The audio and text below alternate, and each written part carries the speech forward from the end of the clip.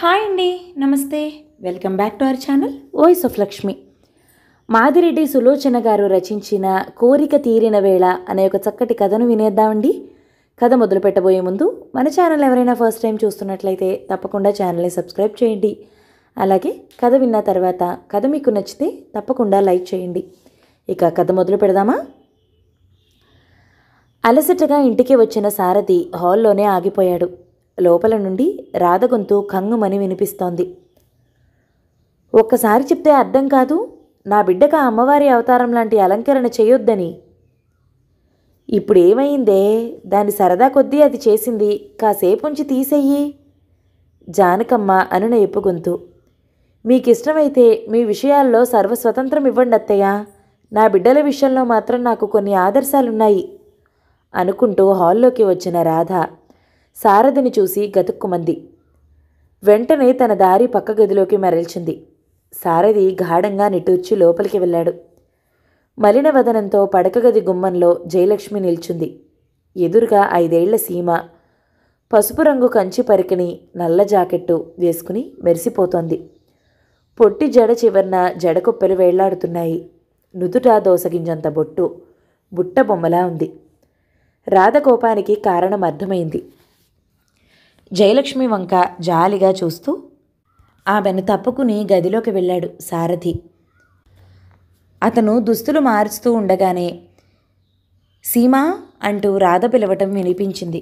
అతను కాళ్ళు చేతులు కడుక్కుని వచ్చేసరికి జయలక్ష్మి కాఫీ తెచ్చింది. యాండి, ఈ పూట సినిమాకి వెళ్దామా అన్నాడు. అతనికి తెలుసు ఆమె మనసు బాగుండనప్పుడే సినిమా పేరెత్తుతుంది అని. ఆమె బల్లపైనున్న వీక్లీ తిరిగేసాగింది. తయారవ్వు, 5 దాటింది టైము అన్నాడు. యాంత్రికంగా లేచి బీరువాలో నుండి చీర తీసి మార్చుకుని అత్తగారు కూర్చున్న చోటుకి వెళ్ళింది. సినిమాకెళ్తున్నావు అత్తయ్య? జానకమ్మ తలాడించింది. భార్యాభర్తలు బయటికి వచ్చేసరికి గదిలో నుండి సీమ పరిగెత్తుకొచ్చింది. తెల్లని గౌన్ వేసుకుంది. జడ విప్పదీసిన వెంట్రుకలు ఎర్ర రిబ్బన్తో పోనీటైల్ కట్టబడి ఉన్నాయి. కొన్ని నుదురుపై పడ్డాయి. బొట్టు గాజులు అన్నీ తీసేసింది. పద్దమ్మ, నేను సినిమాకొస్తాను అన్నది. ఆ పిల్లకి తెలుసు, సాధారణంగా సాయంత్రం పూట సినిమాకి తప్ప ఎక్కడికి పోదు పెద్దమ్మ అని. సినిమాకి కాదు సీమ, అలా వెళ్ళొస్తాం, నువ్వు అమ్మ దగ్గర ఆడుకో అంది. నేను అలా వస్తాను. సీమ జయలక్ష్మి చేయి గట్టిగా పట్టుకుంది. పనిపిల్ల బుచ్చి సంవత్సరన్నర రాజేష్ను తీసుకుని వస్తోంది.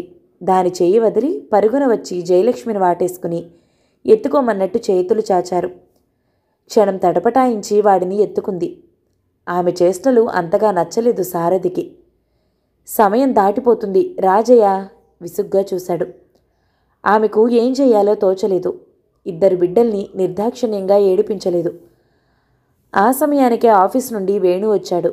అతని చేతిలో బొమ్మలు మిఠాయి పొట్లం చూసి సీమ అటు పరిగెత్తింది. డాడీ నాకు. రాజేష్ దూకాడు. కొడుకుని ఎత్తుకుని అన్నగారి వంకకు తిరిగాడు. త్వరగా వస్తారా అన్నయ్య? లిబర్టీలో మంచి ఇంగ్లీష్ సినిమా ఉంది, 2వ ఆటకి వెళ్దాం వేణు అడిగాడు. లేదు వేణు, మేము మొదట ఆటకు వెళ్తున్నాం. త్వరగా వెళ్ళిపోయాడు సారథి. పిల్లలకు చెయ్యి ఊపి తను వెళ్ళిపోయింది జయ. ఆ రోజు తప్పక ఏదో గొడవ జరిగి ఉంటుందని ఊహించాడు వేణు. రాత్రి సినిమా నుండి వచ్చి అలసిన జయలక్ష్మి ఆదమరిచి నిద్రపోయింది. సారథికి నిద్ర రాలేదు. అతనికి విపరీతమైన బాధేసింది. తనకేం లోటు లేకుండా పెంచారు తల్లిదండ్రులు. అక్క విశాలకు, తమ్ముడు వేణుకు సారథి అంటే ప్రేమాభిమానాలున్నాయి. తను తిని నలుగురికి పెట్టగల సంపాదన ఉంది. అసూయ ద్వేషాలకు అతీతంగా పెంచింది జానకమ్మ తన కొడుకులను. అన్నదమ్ములు కలిపి ఉన్నా ఎలాంటి పొరపచ్చాలు లేవు. ఒకే ఒక కొరత మిగిలిపోయింది. అన్నదమ్ములిద్దరికీ వారం రోజుల తేడాతో వివాహం అయింది. 6 సంవత్సరాలు గడిచిన సారథి భార్య జయ సంతానవతి కాలేకపోయింది. రాధకు 2 బిడ్డలు. తమ్ముడి బిడ్డలను చూసి అసూయ పడేటంత సంకుచితుడు కాదు. కానీ జయతో వచ్చింది చిక్కు. ఆమెకు పసిపాపలన్నా వారిని ఆడించి ముస్తాబు చేయటమన్నా విపరీతమైన ఆపేక్ష. బజారులో ఏ ఆట వస్తువు కనిపించినా కొనేదాకా వదలదు. ఒక ఇంట్లో ఉండటం మూలాన తోడికోడలు రాధ పిల్లలపై విపరీతమైన మమకారం పెంచుకుంది. జయ రాధల భావాలు గుణగుణాలు పూర్తిగా వ్యతిరేకాలు. కాలకూట విషమైన మృంగుతూ చిరునవ్వు నవ్వగల అమాయకపు స్త్రీ జయ. ఇతరుల బాధను చూసి ఓర్చుకోలేదు. పంతాలు పట్టింపులు తెలియని ముద్దరాలు. రాధ సంగతి వేరు. తన మాట తన పంతము ఎలా అయినా నెగ్గించుకుంటుంది. తన వ్యక్తిత్వం పట్ల విపరీతమైన నమ్మకం, అధునాతన భావాలను జీర్ణించుకున్న పడతి. సీమ పుట్టినప్పుడు పేరు దగ్గర వచ్చిన పేచి ప్రతిరోజు అవుతూనే ఉంటుంది. ఒక్కసారి తోడికోడలు కసురుకుంది కదా అని ఆమె బిడ్డ జోలి అక్కర్లేదని ఊరుకోదు జయ. వదినా, పాపకేం పేరు పెడదాం? నామకరణోత్సవం నాడు ఉదయం వేణు అడిగాడు. జయ తన్వత్వంతో బంగారు బొమ్మలా ఉన్న పాపను చూస్తూ తాను కుట్టి తెచ్చిన గౌన్లు, చేయించిన బంగారపు చిట్టిగాజులు పాపకు తొడుగుతుంది. వదినా, నిన్నే రెట్టించాడు వేణు ఎదుటి మంచంపై పడుకుని. చిరునవ్వుతో వారిని చూస్తున్నాడు సారథి. వచ్చేటప్పుడు అత్తయ్య చెప్పింది పార్వతి అని పెట్టమని. అది పాత పేరు. అపర్ణ కూడా పార్వతీదేవి పేరే, అపర్ణ అని పెడదాం అన్నది. గుడ్, చాలా మంచి పేరు నవ్వాడు వేణు. ఎలా ఉందన్నయ్య? బావుందిరా మీ ఎన్నిక. పాప అమ్మకు కూడా నచ్చాలిగా అన్నాడు సారథి. పాపకు పాలు పెట్టాలట, అక్క తెమ్మంటుంది. రాధ చెల్లెలు పాపను తీసుకుంది. అప్పుడే పాపను వదలాలని లేదు జయకు. పాపనిచ్చి తను వెనకాలే వెళ్ళింది. రాధ మాటలు విని అక్కడే ఆగిపోయింది. ఛీ అమ్మా, పాపకి బొట్టు, ఆ బట్టలు అవతారంలా ఏమిటి? తీసిపారే, బంగారమే తక్కువైందా? జయ మనసు చివుక్కుమంది. 3 రాత్రులు కష్టపడి కుట్టిన బట్టలు. వెనక్కు తిరిగింది.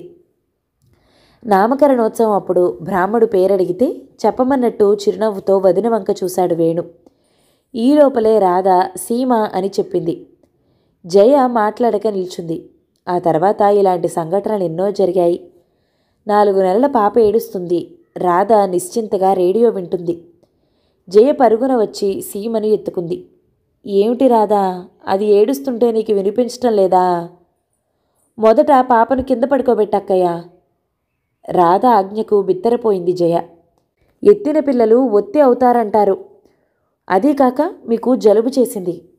అదిరిపడి సీమను పడుకోబెట్టింది. ఆనాటి నుండి సీమకు దూరంగా ఉండాలని ప్రయత్నం చేసింది. వీలు కాలేదు. దగ్గరగా ఉన్న కాలేజీలో డెమాన్స్ట్రేటర్గా చేరింది రాధ. దినమంతా సీమ పోషణ భారం వహించిన జయ 4 గంటలు కాగానే అపరాధిలా పిల్లను బుచ్చి చేతికో అత్తగారి చేతికో ఇచ్చి తప్పుకునేది. ఒకరోజు మధ్యాహ్నం తలనొప్పి అంటూ సెలవు పెట్టి వచ్చింది రాధ. జయ గోరుముద్దలు చేసి సీమకు తినిపిస్తోంది. అక్కయ్య, ఎన్నిసార్లు చెప్పాలి అలా చేత్తో తినిపించకూడదని? గిన్నెలో కలిపి స్పూన్ వేయండి, తిన్నంత తింటుంది విసుక్కుంది. ఇంకో ఏడాది పోతే అలాగే తింటుంది రాధా. అలా మీ చేతులకిస్తే పెళ్ళిడికొచ్చినా తినిపించమనే అంటుంది. బుచ్చి, ఎక్కడ చచ్చావు? నిన్ను పెట్టిందెందుకు? గచ్చకాయలాడతావా? ఇస్త్రీ చేయని ఫ్రాక్ పాపకు వేయొద్దని చెప్పలేదు? జయమ్మగారే స్నానం చేయించారో భయపడుతూ చెప్పింది బుచ్చి. విసురుగా సీమను తీసుకెళ్ళి 4 అంటించి తిరిగి స్నానం చేయించి నీట్గా ముస్తాబు చేసింది. అన్నం తినిపించాక ఒకేసారి మంచి బట్టలు వేయాలని జయ ఉద్దేశం. కళ్ళలో తిరిగిన నీరు అదిమిపెట్టి శూన్య హృదయంతో గదిలోకి వెళ్ళిపోయింది. రాకేష్ పుట్టినప్పుడు జయకు ఎంతో సంతోషం కలిగింది. రాధ ఆసుపత్రిలో ఉండగా సీమను అత్యంత ప్రేమగా హృదయానికి హత్తుకుని నిశ్చింతగా నిద్రపోయింది. రాధ ఇంటికి వచ్చింది. జయ, నాకు తిరగ చేతగాదే, రాధ గదిలో పాలు పెట్టిరా జానకమ్మ చెప్పింది. పాలు తీసుకుని వచ్చింది. మీకు తెలీదు, పిల్లలను కోళ్లలా రెక్కల కింద ఇముడ్చుకుని పడుకోకూడదు. ఆవిడ చదువుకుందే అయినా ఆరోగ్య సూత్రాలు బొత్తిగా తెలియవు. ఆ ఎదుటి మంచంపై సీమను పడుకోబెట్టండి రాధ వేణుతో అంటుంది. రాధా, నీ ఆరోగ్య సూత్రాలే కాని అవతలి వారి మనసు గ్రహించవా? పాపం వదిన ఎంత చిన్నబుచ్చుకుంటుంది. వేణు కంఠం తీవ్రంగా ఉంది. నా బిడ్డలను క్రమశిక్షణతో పెంచటం నా విధి. దానికెవరు బాధపడినా నాకు అవసరం లేదు. జయ త్వరగా వచ్చి తన గదిలో నిద్రపోయే సీమను ఎత్తుకుని వచ్చింది. మౌనంగా తోడికోడలి గదిలో పడుకోబెట్టి పాల గ్లాస్ బల్లపై పెట్టి పెరట్లోకి వచ్చింది. కరువుదీరా ఏడ్చింది. మిణుకు మిణుకుమనే నక్షత్రాలకేసి చూస్తూ ఎంతోసేపు కూర్చుంది. జయ మృదువైన పిలుపు విని ఇటు తిరిగింది. సారథి నిల్చున్నాడు. ఇక్కడేం చేస్తున్నావు? ఇల్లంతా వెతికాను నీకోసం. అదేం కంట్లో నీరెందుకు? అనునయంగా అడిగాడు. జవాబుగా అతని వక్షస్థలంపై తలవాల్చి బావురుమంది. ఏం జరిగింది? రాధ ఏమైనా అందా? ఎంతో బలవంతం చేసిన మీదట జరిగిన విషయం చెప్పింది. జయ నువ్వేం ముసల్దానివా? 25 ఏళ్ళు నిండలేదు, అంత నిరాశ దేనికి? ఇక నుండి ఆ పిల్లలను ముట్టుకోకు అన్నాడు కాస్త తీవ్రంగా. ఎందుకో పసిపాపలను లాలించితే అన్నీ మర్చిపోతాను. వారి సాన్నిధ్యంలో స్వర్గమే కనిపిస్తుంది. ఎప్పటికైనా నా కోరిక నెరవేరుతుందా? మనసారా తనివి తీరా పాపను ఆడించే తరుణం వస్తుందా? అమాయకంగా అడిగింది. పిచ్చిదాన, తప్పక నీ కోరిక నెరవేరుతుంది. లే. భార్యకు చేయూతనిచ్చి లేపుకొచ్చాడు. జయ పిల్లలతో ప్రమేయం పెట్టుకోక మానదు. రాధ ఏదో అనక మానదు. అందరూ నిట్టూర్చి ఊరుకుంటారు. జయ చీరలేవో కొనాలన్నావు? సారథి ఓ సాయంత్రం ఇంటికి వస్తూనే అడిగాడు. ఈరోజు వెళదామా? అయితే 10 నిమిషాల్లో తయారవుతాను. అన్నట్టే 10 నిమిషాల్లో తయారయ్యారు. కొట్లోకి వెళ్ళగానే ఓ 5 ఏళ్ల అమ్మాయి జయని ఆకర్షించింది. నల్లంచు గల పసుపు రంగు కంచిపట్టు పరికిణి కట్టుకుని జడకుచ్చులు జూకాలతో బుట్టబొమ్మలా ముద్దొస్తోంది. అలాంటి ముస్తాబు సీమకు చేస్తే వెంటనే అలాంటి బట్ట కొని ఇంటికి వచ్చి మిషన్పై లంగా జాకెట్ కుట్టిగాని నిద్రపోలేదు. మరుసటి రోజు మధ్యాహ్నమంతా సీమను ముస్తాబు చేస్తూ గడిపింది. బొమ్మలా మెరిసిపోయే సీమను చూసి పదే పదే ముద్దు పెట్టుకుంది. ఈరోజు తప్పక రాధ ముగ్ధురాలే చూస్తుంది అని అనుకుంది. బంగారు తల్లి, నీ ఒంటికి ఏ బట్టైనా నప్పుతుందే అంటూ జానకమ్మ సంబరంగా మనవరాల్ని ఎత్తుకుంది. రాధ ఒక్క మాటలో అందరి సంబరం హరించేసింది. సారథి జయ ముంగురులు సవరిస్తూ ఎంతోసేపు కూర్చున్నాడు. తనలాంటి వారెందరో ఉన్నారు. జయలాంటి విచిత్ర వ్యక్తిని ఎక్కడా చూడలేదు. దారిలో ఎవరి చంకన పసిపిల్లలు కనిపించినా విప్పారిన నేత్రాలతో చూస్తుంది. వీధిలో ఎవరికి పిల్లలు పుట్టినా రాత్రంతా శ్రమపడి చక్కని దుస్తులు తయారు చేసిస్తుంది. 4 గంటలకు వరండాలో నిల్చుని దగ్గరలో ఉన్న కిండర్ గార్డెన్ బడి వదలగానే బిలబిలమని సాగిపోయే పసిపిల్లలను చూసి పొంగిపోతుంది. కోడలి చాష్టలకు జాలిగా నిట్టూరుస్తుంది జానకమ్మ. దాని కడుపులో కాయ కాస్తే అనుకుంటుంది. మర్రోజు ఆదివారం. అందరి భోజనాలు ముగిశాయి. జయ ఆఖరున కూర్చుంది. మజ్జిగన్నం కలుపుతుండగా రాకేష్ వచ్చాడు. జయ ముందు కూర్చుని నోరు చూపాడు. ఆమెకు ఆ క్షణంలో ఏమీ గుర్తు రాలేదు. ఆప్యాయంగా ముద్దలు కలిపి పెట్టసాగింది. అక్కా, రాధ అరిచింది. వాడిది కడుపా కాదా? అజీర్తి చేసి చచ్చిపోతాడు. ఎంగిలన్నం పెడితేనే ప్రేమ వ్యక్తం చేసినట్టా? 2 ముద్దలు రాధా. ఇంకా సమర్థింపు దేనికి? ఈ కొంప వదిలితే కానీ పిల్లలు బాగుపడేట్టు లేరు. రాధ మాటలు పూర్తవకముందే కంచం ఎత్తుకు లేచిన జయ చెంప చెల్లుమంది. సిగ్గు అభిమానం లేదు? ఒక్కసారి చెప్తే మనిషివి కాదు. భార్య ఎదురుగా నిలబడి అడిగాడు సారథి. జయ ఏం బదులు చెప్పలేదు. మౌనంగా వెళ్ళిపోయింది. రాధ తెల్లబోయింది. బావగారు అంత కోపగించుకుంటారని ఎప్పుడూ అనుకోలేదు. అపరాధిలా తల వంచుకుని నెమ్మదిగా గదిలోకి వెళ్ళింది. రాధ నిర్భయంగా మాటలు అనడానికి జయే కారణం. ఏదో ఒక మాటపై అభిమానపడి తోడికోడల్ని 4 మాటలంటే అంత చులకన అయ్యేది కాదు. మౌనంగా ఊరుకోవటంతో రాధ మరీ రెచ్చిపోయింది. గదిలో నుండి వేణు కేకలు వినిపిస్తున్నాయి. అంత మోజుగా ఉంటే ఏ అనాథనైనా తెచ్చుకుని పెంచుకోరాదు? మమతలెరగని మనుషులతో ఎందుకు గోల? ఎర్రబడ్డ కోడలి చెంపవంక చూసింది జానకమ్మ. సారథి చిరాగ్గా మంచంపై దొర్లసాగాడు. రాధ మాటల కంటే జయ ప్రవర్తన అతన్ని బాధించింది. ఆ క్షణమే పిల్లలొస్తే అన్నీ మరిచి వారికి కావలసినవి పెట్టి మాటలు పడుతుంది. ఏం మనిషి! ఒక్కపొడి వేసుకుంటారా? తమలపాకులున్నాయి, తెమ్మంటారా?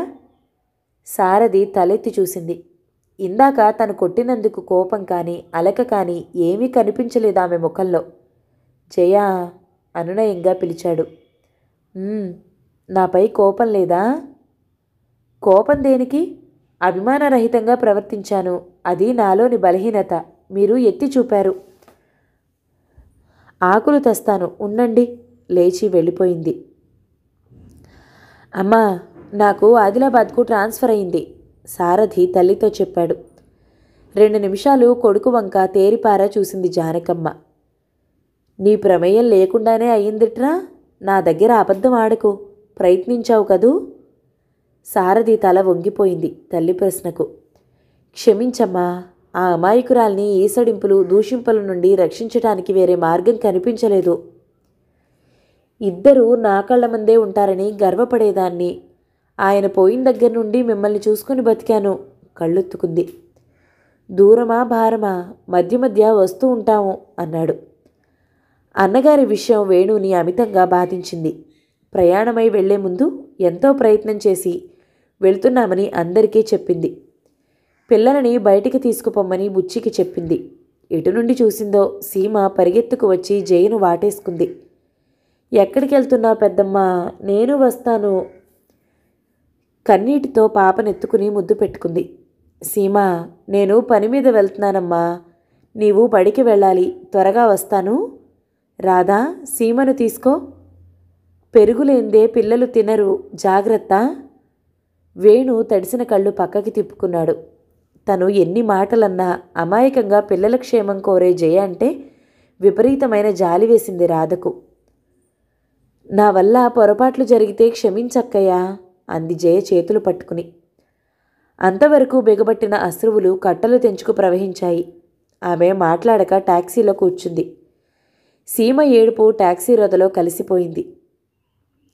జయ వెళ్లిన వారం రోజులకు ఉత్తరం వచ్చింది. దాని నిండా బిడ్డలను గుర్చే రాసింది. ఆమె విలువ ఇప్పుడిప్పుడే తెలిసొస్తోంది రాధకు. పిల్లలు ఒత్తుల్లా వేళ్లాడసాగారు. ఆమె పెంచే ఆధునిక విధానము ఒక్కటీ పనిచేయదు. దండించినా కసురుకున్నా లాభం లేకపోయింది. ఇది వరకు కాలేజీలో నిశ్చింతగా గడిపి ఇంటికి వస్తూనే తోడికోడలపై విరుచుకుపడేది. ఇప్పుడు కాలేజీలో ఉన్న ఇంటిపై ధ్యాసే. జానకమ్మ జయ అన్నీ అందిస్తే పీట వాల్చుకుని పని తెమిల్చేది. ఇప్పుడు వంట కాదు. 7 గంటల వరకు నిశ్చింతగా పడుకునే రాధ 5ంటికే లేవాల్సొస్తుంది. ఆమె కసిరింపులకు బుచ్చి పని మానేసింది. సీమను బడిలో చేర్చింది. రాకేష్ ఓ సమస్యగా మిగిలాడు. ఇప్పుడు సాయంత్రం రాగానే జానకమ్మ గొణుగుడు వినాల్సొస్తుంది. అప్పుడప్పుడు చిర్రెత్తి పిల్లను కొడుతోంది ముసలావిడ. కిక్కురు మనదు రాధ. యాండి, ఒక్కసారి వెళ్ళి పిల్లల్ని చూసొద్దామా? భర్తకు ఒక్కపడి అందించి అడిగింది జయ. తొందరేం, వెళదాం. వచ్చి 4 రోజులైనా కాలేదు. అయినా నీకు నేనున్నాను. నాపై అభిమానం ఉందా? 24 గంటలు పిల్లలే కావాలి. ఛా, ఎంత మాట అన్నారు. ప్రేమ అనంతమైన ప్రవాహమండి. ఎన్నో చీలికలుగా విడిపోతుంది. ఏటో పిల్లలను చూడలేక. పోనివ్వండి, మీకు కోపం వస్తుంది. అటు నుండి లేచిపోయింది. ఆమెను 24 గంటలు పిల్లల ధ్యాస నుండి తప్పించాలని జిల్లా పరిషత్ చైర్మన్ను కలిసి ఆమెను గర్ల్స్ స్కూల్లో టీచర్గా వేయించాడు. పని ఒత్తిడి వల్ల కొంతవరకు పిల్లల ధ్యాస మర్చిపోయింది. కానీ ఎక్కడైనా పిల్లల తల్లి కనిపిస్తే చాలు మైమరిచి చూసేది. అటు నుండి కదిలేది కాదు. అంత అదృష్టం, ఆ తల్లి ఎంత అదృష్టవంతురాలో కదా. అంతటి భాగ్యం నాకు కలగలేదు నిట్టూర్చేది. విశాలక్క ఆడపడుచు డాక్టర్, 28 సంవత్సరాలు, ఇంకా పెళ్లి కాలేదు. 26 ఏళ్లకే ముసల్దానివైపోయావా?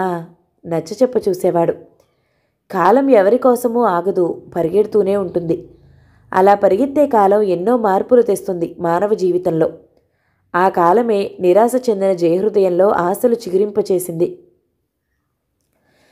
లేకలేక కలిగిన ఆనందం ఆ పల్లెటూరికి పంపి అమ్మాయికి అసౌకర్యం కలిగించడం ఇష్టం లేదన్నయ్యా. జయ తండ్రి కూతుర్ని పురిటికి పిలుచుకుపోవడానికి వస్తే జానకమ్మ అడ్డు చెప్పింది.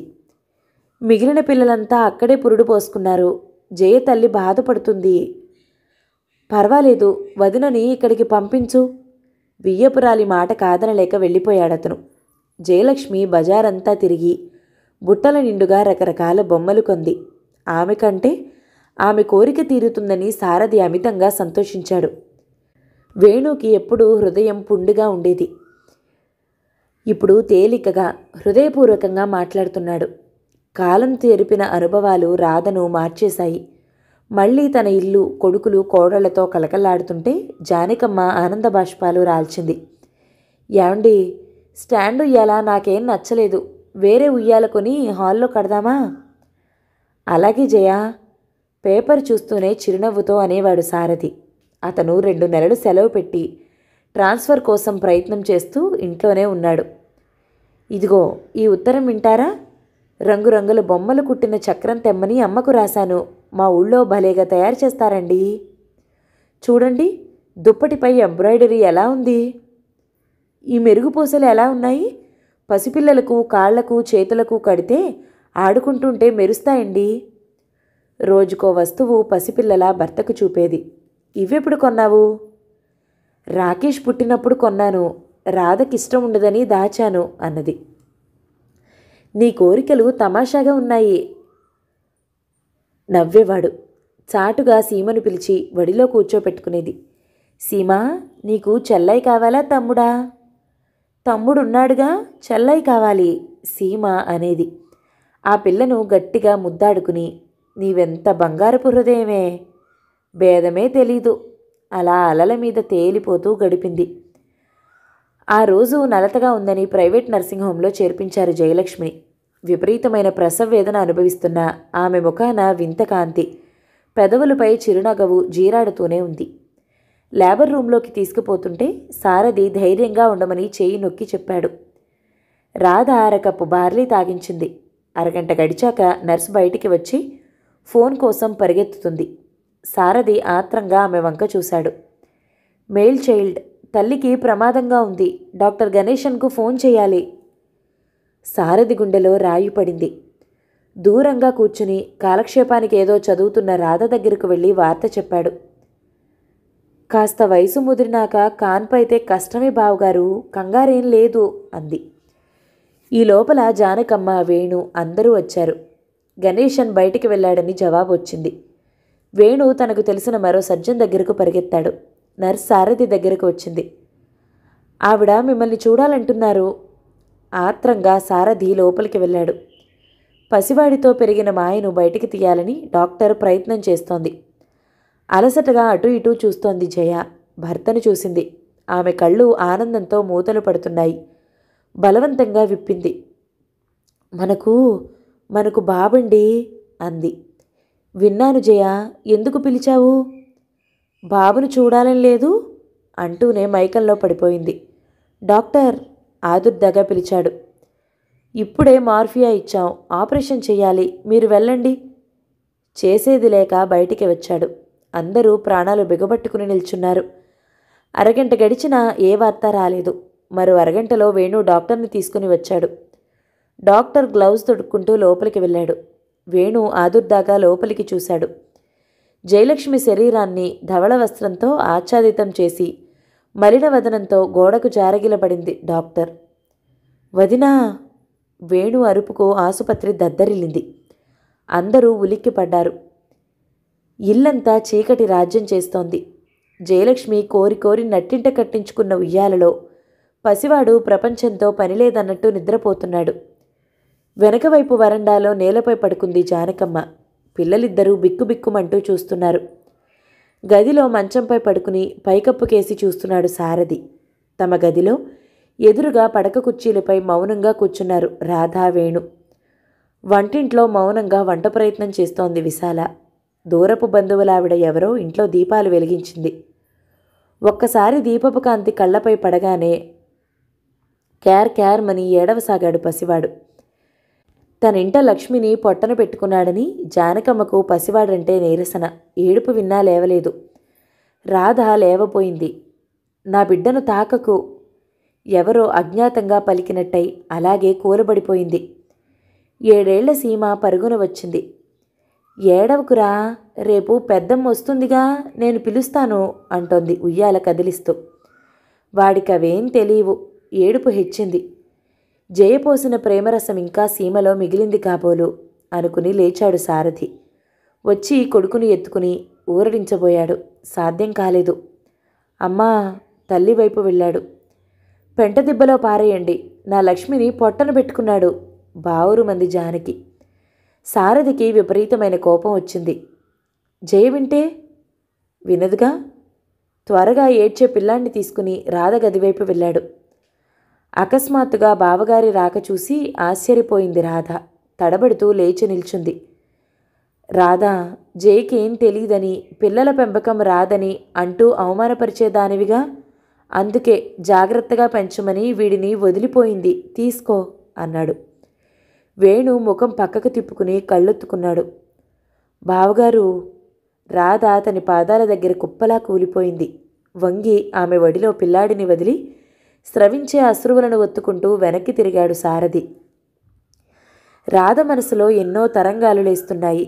కానీ వాటిని పక్కకు నెట్టి పసివాడిని సాకడానికి లేవక తప్పలేదు. అక్కయ్య, నన్ను క్షమించు అనుకుంది వాడిని గుండెలకు హత్తుకుంటూ. కథ సమాప్తం. ఈ కథ గనక మీకు నచ్చినట్లయితే లైక్ చేయండి, షేర్ చేయండి, మంచి కామెంట్ చేయండి. మన ఛానల్ని తప్పకుండా సబ్స్క్రైబ్ చేయండి. Thank you so much for watching. నమస్తే.